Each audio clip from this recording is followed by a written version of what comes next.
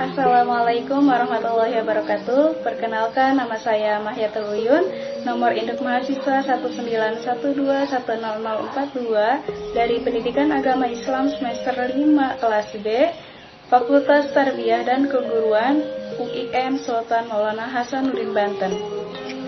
Saya akan menjelaskan tentang macam-macam konsep kurikulum mata kuliah pengembangan kurikulum PAI berbasis literasi dengan dosen pengampu Ibu Hernanelis MPD. Konsep kurikulum yang pertama yaitu kurikulum subjek akademis. Kurikulum ini lebih mengutamakan isi pendidikan. Kurikulum sangat mengutamakan pengetahuan, maka pendidikannya sangat bersifat intelektual. Nama-nama mata pelajaran yang menjadi isi kurikulum hampir sama dengan nama disiplin ilmu, seperti bahasa dan sastra, geografi, matematika, ilmu kealaman, sejarah, dan sebagainya. Nana Syahodin, 2009 halaman 81. Sekurang-kurangnya ada 3 pendekatan dalam perkembangan kurikulum subjek akademis, yaitu yang pertama, melanjutkan pendekatan struktur pengetahuan, yang kedua, studi yang bersifat integratif, yang ketiga, pendekatan yang dilaksanakan pada sekolah-sekolah fundamentalis. Kurikulum subjek akademis mempunyai beberapa ciri-ciri.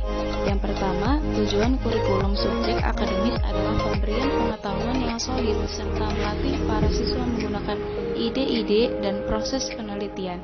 Yang kedua, metode yang banyak digunakan dalam kurikulum subjek akademis adalah metode ekspositori dan inquiry. Sedangkan pola organisasi isi materi pelajaran kurikulum subjek akademis antara lain correlated curriculum, unified, integrated curriculum, problem solving curriculum. Tentang kegiatan evaluasi kurikulum subjek akademis menggunakan bentuk evaluasi yang bervariasi disesuaikan dengan tujuan dan sifat mata pelajaran. Pemilihan disiplin ilmu. Masalah besar yang dihadapi oleh para pengembang kurikulum subjek akademis adalah bagaimana memilih mata pelajaran dari sekian banyak disiplin ilmu yang ada. Ada beberapa saran untuk mengatasi masalah tersebut, yaitu yang pertama, mengusahakan adanya penguasaan yang menyeluruh dengan menekankan pada bagaimana cara menguji kebenaran atau mendapatkan pengetahuan. Yang kedua, mengutamakan kebutuhan masyarakat. Yang ketiga, menekankan pengetahuan dasar. Pembahasan selanjutnya itu penyesuaian mata pelajaran dengan perkembangan anak. Para pengembang kurikulum subjek akademis lebih mengutamakan penyusunan bahan secara logis dan sistematis daripada menyelaraskan urutan bahan dengan kemampuan berpikir anak. Mereka umumnya kurang memperhatikan bagaimana siswa belajar dan lebih mengutamakan susunan isi, yaitu apa yang diajarkan. Proses belajar yang ditempuh oleh siswa sama pentingnya dengan penguasaan konsep, prinsip-prinsip, dan generalisasi. Nah, untuk mengatasi kelemahan tersebut dalam perkembangan anak, selanjutnya dilakukan beberapa penyempurnaan. Yang pertama, untuk mengimbangi penekanannya pada proses berpikir. Kedua, adanya upaya-upaya untuk menyesuaikan pelajaran dengan perbedaan individu dan kebutuhan setempat. Ketiga, pemanfaatan fasilitas dan sumber yang ada pada masyarakat. Konsep kurikulum yang kedua yaitu kurikulum humanistik. Kurikulum humanistik dikembangkan oleh para ahli pendidikan humanistik. Kurikulum ini berdasarkan konsep aliran pendidikan pribadi, yaitu progressive education dan romantic education.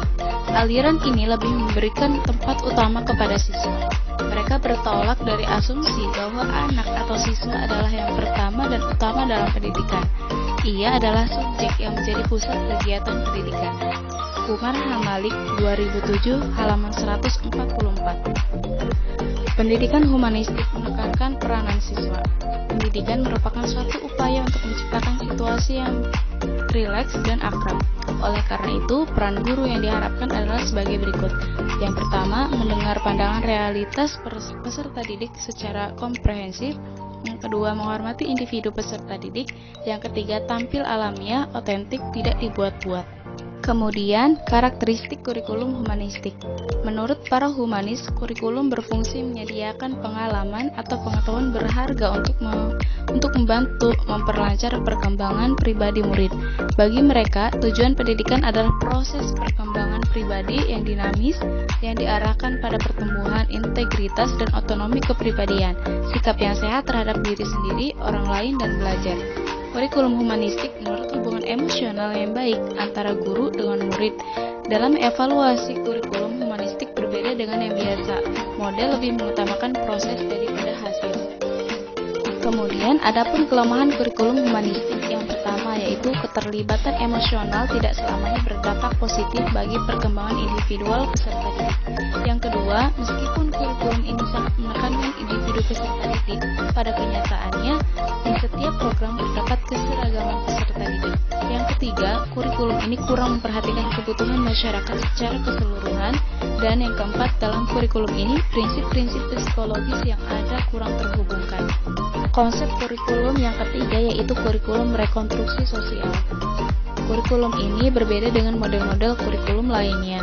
Kurikulum ini lebih memusatkan perhatian pada problema-problema yang dihadapinya dalam masyarakat. Kurikulum ini bersumber pada aliran pendidikan interaksional.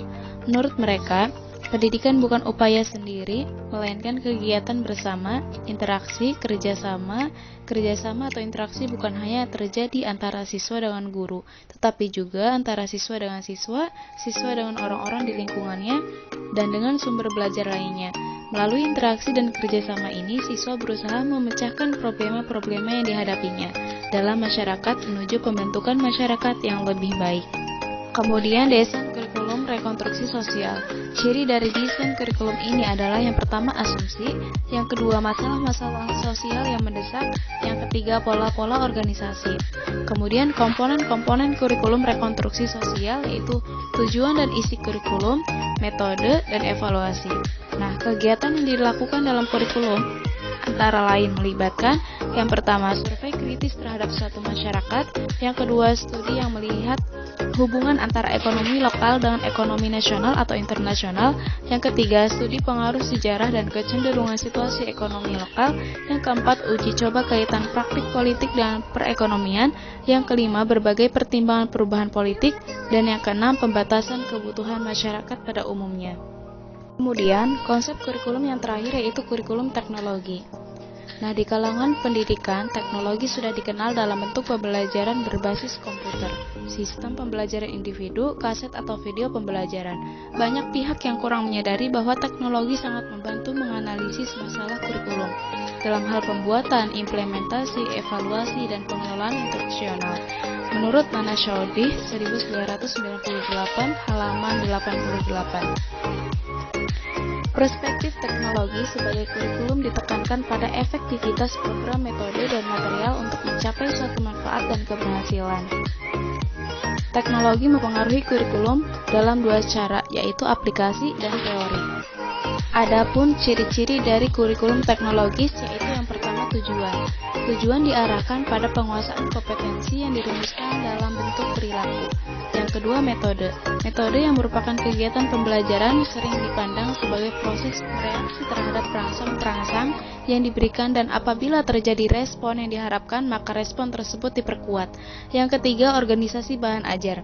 Bahan ajar atau isi kurikulum banyak diambil dari disiplin ilmu, tetapi telah diramu sedemikian rupa sehingga mendukung penguasaan suatu kompetensi. Yang keempat, evaluasi. Kegiatan evaluasi dilakukan pada setiap saat pada akhir suatu pelajaran, suatu unit, ataupun semester. Nah, teknologi berperan dalam meningkatkan kualitas kurikulum dengan memberi kontribusi mengenai keefektifan instruksional, tahapan instruksional, dan memantau perkembangan peserta didik. Oleh karena itu, sangat beralasan bahwa dewasa ini semakin banyak kurikulum efektif yang selaras dengan perkembangan teknologi. Meskipun biaya yang dikeluarkan dalam pengembangan kurikulum teknologi ini cukup besar, tapi sebanding dengan nilai yang didapat dan pembelajaran bagi para siswa saat model ini diterapkan. Namun, salah satu kelemahan kurikulum teknologi ini adalah kurangnya perhatian pada penerapan dan dinamika inovasi. Model teknologi ini hanya menekankan pengembangan efektivitas produk saja, sedangkan perhatian untuk mengubah lingkungan yang lebih luas, seperti organisasi sekolah, sikap guru, dan cara pandang masyarakat sangat kurang. Itu saja dari saya, kurang lebihnya mohon maaf. Wassalamualaikum